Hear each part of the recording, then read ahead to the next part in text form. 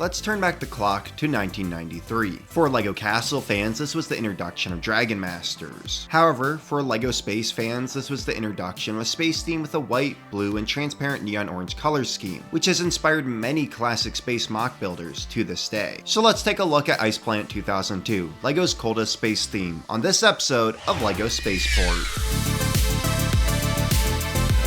After 1991's Space Police 2 theme, LEGO added a new faction to LEGO Space, Ice Planet. Even though it was called Ice Planet 2002, it actually came out in 1993. Ice Planet follows a team of researchers who are conducting top-secret rocket science research on the planet Krysto. According to the box of the Deep Freeze Defender, the Ice Planet Krysto, with its vast network of frozen tunnels and caves, is the capital of the remote part of the universe known as Ice Planet 2002. It is from this snow-covered planet that rocket technicians are conducting top-secret research. Their findings are coveted by the Blacktron forces and even renegades within the Space Police. There were 3 different minifigures who came in the Ice Planet theme. A few things crossed over between the 3 figures. They all had white arms with blue hands and had black legs with a blue belt. They all used motorcycle helmets with unique orange visors. These visors were neon orange with slits in the front and antennas on the side. The first figure was the Ice Planet astronaut. When you lift up his visor, you see printing of white wavy hair. His torso is black with spacesuit details that had the Ice Planet logo on it. In the production art of LEGO Racers, this figure is referred to as Will Chill. He's never called that in game, but I've gone off of less to say something is canon. The second figure reuses the same torso as Will Chill, but has a different face. Dr. Kelvin was the first female figure to appear in LEGO Space. She has red lips and hair with big hoop earrings. She appears in LEGO Legacy Heroes Unboxed, where she is given a description. An accomplished scientist and adventurer,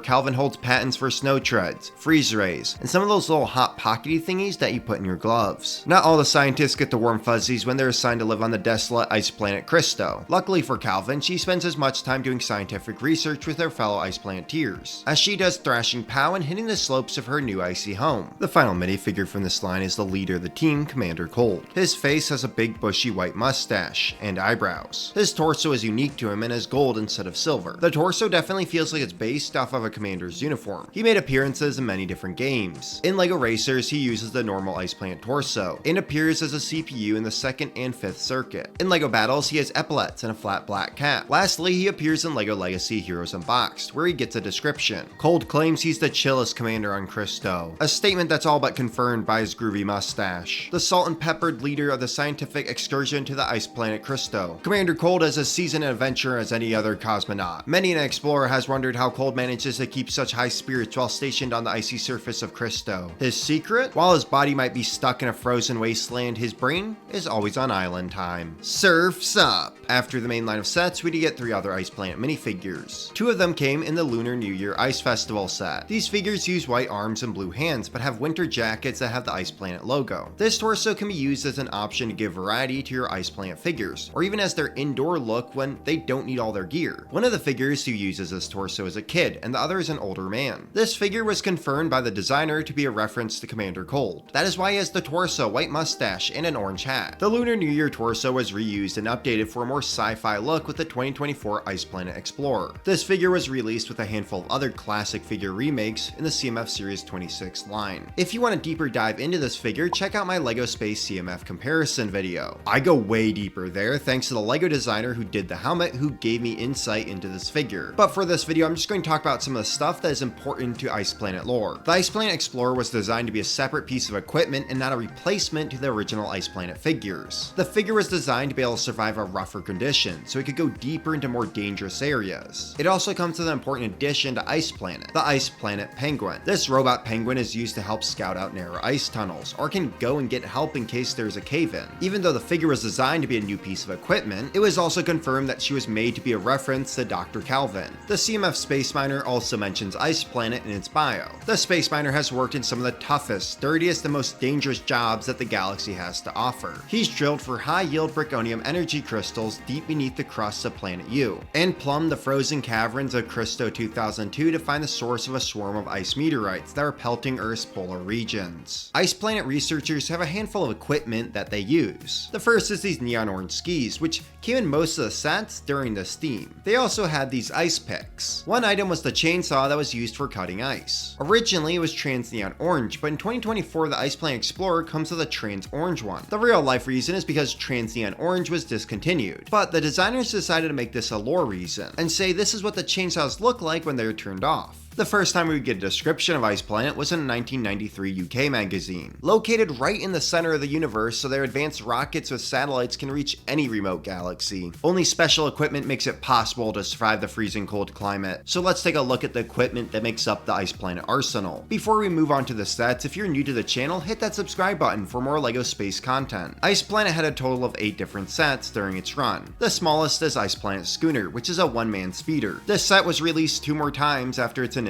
release. Next is Ice Tunnelator, which is a small 4-wheeled vehicle with a saw on the front. One of the sets came in a Town/Space 2-pack. This set is a 6-wheeled snowplow with a removable radar dish on the back. One thing I like about Ice Planet is it has another kind of vehicle than just your normal rovers and ships, like the Celestial Sled, a small one-person sled for speeding around Krysto. The set uses these long Belleville skis, which allows the vehicle to smoothly slide around when playing with it. You can even remove a radar from the back of the sled. Another great set from this line is the IceSat 5. It is an 8-wheeler rocket launcher / carrier, depending on how you look at it. Out of the smaller sets in this line, it probably has the most play features. You can tilt the rocket back and forth, allowing for different angles of launch. These doors on the back can swing closed to act as clamps. It also has a rotating arm that has a magnet to grab the rocket. Finally, it is full of equipment that can be used with your Ice Planet astronaut. The Blizzard Baron was one of the 2 ships in this theme. It's a small 1-seater jet that's loaded with equipment. It even has a removable radar. The other ship is probably the best set in this line, Deep Freeze Defender. It has 2 removable pods in the front that turn into single-seater sleds. The front can be taken completely off, that leaves behind a massive pod. It even has a garage door that can be opened up, revealing this small speeder. The middle section holds another massive rocket. The final set from Ice Planet is the command base, Ice Station Odyssey. It has a small computer room and then a rocket launcher. It also has 2 small vehicles with a small sled and a rocket transporter. In 1994, Commander Cold would reappear in Space Explorers, which was a minifigure pack. In 3 of the sets, we see rockets, and in many of the photos, we see this device on the top. In a LEGO magazine, we learn more about this device. To survive on Ice Planet, you need special thermal protection because of the freezing climate. Advanced rockets and satellites are launched from the planet. Unfortunately, many of these get stolen, maybe by Spyrius robots. Spyrius isn't the only group that goes after these. We also see in a LEGO commercial Blacktron stealing the satellites. And as we learned earlier, Rogue Space Police also go after Ice Planet research. In many magazines, we do see the Space Police also helping Ice Planet to stop rogue space factions. It even says that the Space Police job is to help find who stole the satellites and rockets. All of this sums up the lore of Ice Planet. Overall, it's pretty basic, but also leaves it very open-ended, which allows you to make up your own stories, which I love. Ice Planet is just a small part of the larger universe of LEGO Space. Now, I've talked about it a bit, but I also want to look at some of the other areas Ice Planet is referenced. In Ninjago City Gardens, there's an ice cream shop called Ice Planet. It even has a poster with a penguin in an Ice Planet helmet. LEGO Racers is a big area where Ice Planet is referenced. Not only is Commander Cold a CPU, and there are Ice Planet parts to customize your racer and car with, but you can also play as a character called Robo Racer, who is a mixture between Ice Planet and Explorians. One of the maps in the game is Ice Planet Pathway. On it, we see more structures designed like Ice Station Odyssey that are on the planet. We also see Blizzard Barons fly overhead. Even the back section of Deep Freeze Defender is hovering over the raceway. Overall, the planet is just heavy with snow and ice, and even has big ice crystals. In LEGO Battles, we see Commander Cold talking to Mars mission astronauts over a video call, and in a later cutscene, we see him have another call. Finally, we see both Commander Cold and Dr. Kelvin appear in LEGO Legacy as support characters. In this game, we also see Ice Station Odyssey as an orbital space station that buffs your astronauts and makes enemies lightheaded. Ice Planet really is a fun LEGO theme